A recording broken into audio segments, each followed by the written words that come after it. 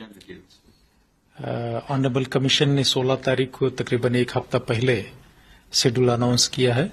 Jammu and Kashmir as well as Haryana legislative assembly के elections का। Jammu and Kashmir में कुल मिलाकर के 3 फेजेस में इलेक्शंस प्लान्ड है।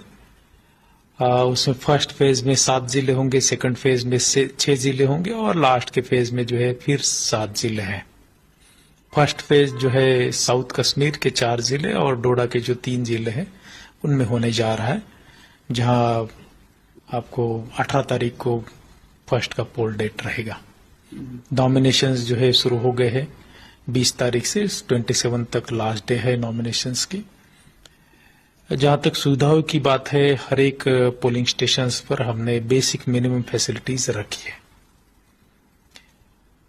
अभी स्पेशल समरी रिवीजन हुआ जिसमें हमने 209 पोलिंग स्टेशन नए क्रिएट भी किए हैं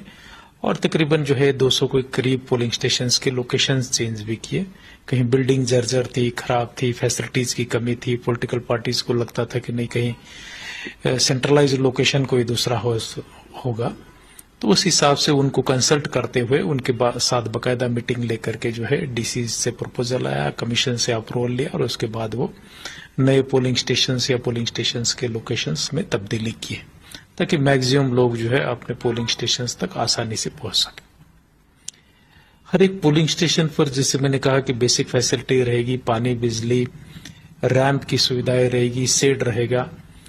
दोनों के लिए मेल फीमेल के लिए सेपरेट क्यू रहेगी। कहीं अगर कुछ बुजुर्ग आता है, special abled person polling station पर पोल करने के लिए आता है तो उनके लिए क्यू हम सेपरेट कराएंगे ताकि वो जल्दी जल्दी वोट कर सके।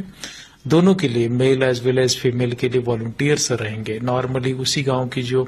आंगनवाड़ी वर्कर है, आशा वर्कर है, वो वहां वुमेन्स के लिए वॉलंटियर के तौर पर काम करेगी और मेल के लिए जो है उसी गांव का जो स्कूल में कोई क्लास 4 एम्प्लॉई है या हमारा VLW है, MTS है या मान लीजिए चौकीदार है, उनको हम एज हेल्पर के तौर पर काम पर लगाएंगे। हर एक पोलिंग स्टेशंस पर 100% पोलिंग स्टेशंस पर ऑनरेबल चीफ इलेक्शन कमिश्नर साहब ने जैसे हिदायतें दी है 100% पोलिंग स्टेशन पर वेबकास्टिंग होगी। तो अंदर जो भी चीजें चल रही है without compromising the secrecy of the vote जो है हमें जिले लेवल पर और सेंट्रल यूनियन टेरिटरी लेवल पर पता चलेगी डिजिटली। इवन कहीं अगर उसमें कुछ करेक्शंस की जरूरत है, कुछ डायरेक्शंस पास ऑन करने हैं तो जो है उसी मीडियम के जरिए से हम कंट्रोल रूम से उनको पहुंचा सकेंगे ताकि जो इलेक्शंस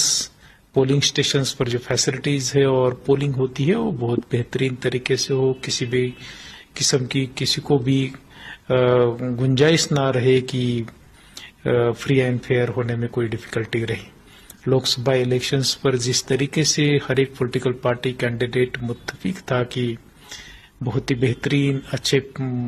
प्रकार से free fair transparent as well as peaceful environment में इलेक्शंस हुए, उसी तरीके से जो है लोक विधानसभा के इलेक्शंस भी हम करने का प्लान कर रहे हैं। सर कितने टोटल मतदाता हैं, क्योंकि अभी जो है नई लिस्ट बनी है और एक्यूरेसी के लिए क्या काम किया गया, मतलब कईयों का नाम नहीं आता है तो उसके लिए किस तरह से किया गया? स्पेशल समरी रिवीजन का पर्पज वही रहता है जिसमें कि हम पुरानी वोटर लिस्ट को ड्राफ्ट मानते हैं और पब्लिश करते हैं कि पहले हमारे पास ये वोटर्स के नाम है, तो अभी जो है इसमें कोई अगर तब्दीली की जरूरत लगता है, किसी को लगता है कि उनका नाम वोटर लिस्ट में नहीं है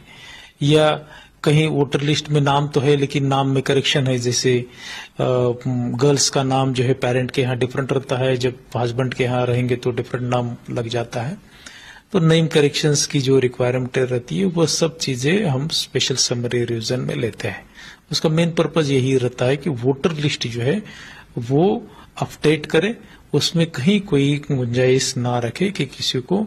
कहने के लिए कि उसका नाम नहीं आया या उसके नाम में कुछ गलती रखी हुई है। तो ये 15 दिन का पीरियड हमने दिया था। किसी को कोई अगर उस पर एतराजात है, उस अपना क्लेम्स दायर करने हैं तो उसके फॉर्म नंबर 678 में है वो भरते हैं और उस पर फिर जो है इलेक्शन रिटर्निंग ऑफिसर जो है इलेक्टोरल रिटर्निंग ऑफिसर उस पर फैसला सुनाते हैं और फैसले के बाद जो है हम फाइनल वोटर लिस्ट पब्लिश करते हैं जो 20 तारीख को हो गई है। तकरीबन जो है 88 लाख के करीब कुल मिलाकर के वोटर्स है, उसमें 44.89 लाख जो है मेल है और 43.13 लाख जो है फीमेल वोटर्स है। 163 जो है ट्रांसजेंडर वोटर्स ने भी जो है रजिस्ट्रेशन किया है। हमारा प्रयास रहता है कि जो स्पेशल समरी रिवीजन है उसके दरमियान कोई भी वोटर जो है जो उसकी उम्र 18 साल की हुई है वो छूटा ना और कोई उसमें जो है डिफिकल्टी उसमें ना रहे।